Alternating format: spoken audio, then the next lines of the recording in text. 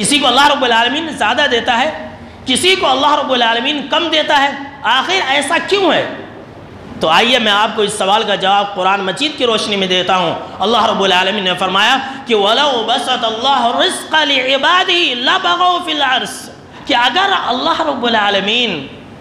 زمین کے اوپر جتنے بھی لوگ ہیں ان تمام کو روزی برابر دے دیتا، روزی سب کو یکساں دے دیتا، سارے کے سارے لوگوں کو مالدار کر دیتا، سارے کے سارے لوگوں کو خوب پیسے دے دیتا، تو کیا ہوتا؟ اللہ رب العالمین نے فرمایا کہ لَبَغَوْا فِي الْأَرْضِ، تو لوگ زمین کے اوپر فساد مچا دیتے، کوئی کسی کی بات نہیں سنتا، کوئی کسی کا کام نہیں کرتا، ہر کوئی ایک دوسرے کو ماننے کی در پہ ہوتا، کہتا میں تیرا کام کیوں کروں؟ پھر تو دنیا کے نظام ہی بگڑ جاتا۔ رزق کے مسئلے کو سمجھنے کے لیے پانچویں بات آپ یہ جان لیں کہ کسی انسان کو زیادہ اگر روزی مل رہی ہے، کوئی انسان خوب پیسہ کما رہا ہے، تو ہم اور آپ کیا سمجھتے ہیں کہ دیکھو اللہ اس سے کتنا راضی ہے، اللہ اس سے کتنا خوش ہے، کہتے ہیں کہ نہیں؟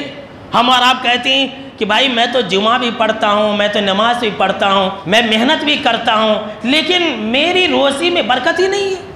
میں اتنا کماتا ہوں لیکن جو ہے پتہ نہیں اللہ مجھ سے ناراض ہے، اور فلاں آدمی کبھی نماز نہیں پڑھتا، کبھی مسجد نہیں جاتا، کتنا خوش نصیب ہے، اللہ اس سے کتنا راضی ہے، اللہ اس سے کتنا خوش ہے کہ اللہ اس سے اتنا مال و دولت دے رہا ہے۔ میرے دوستو یہ ہماری سوچ غلط ہے اور اس کی نکالنی پڑے گی۔ یاد رکھ لیجئے کسی انسان کو دنیا میں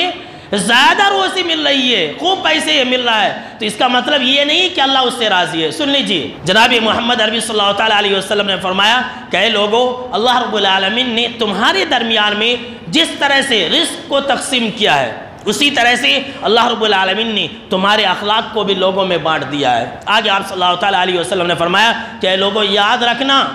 دنیا جو ہے اللہ رب العالمین اسے بھی دیتا ہے جسے پسند کرتا ہے، اور دنیا اسی بھی اللہ رب العالمین دیتا ہے جسے پسند نہیں کرتا ہے، لیکن دین اور ایمان اللہ رب العالمین صرف اسے دیتا ہے جسے پسند کرتا ہے۔ دین اور ایمان سب کو نہیں ملتی ہے۔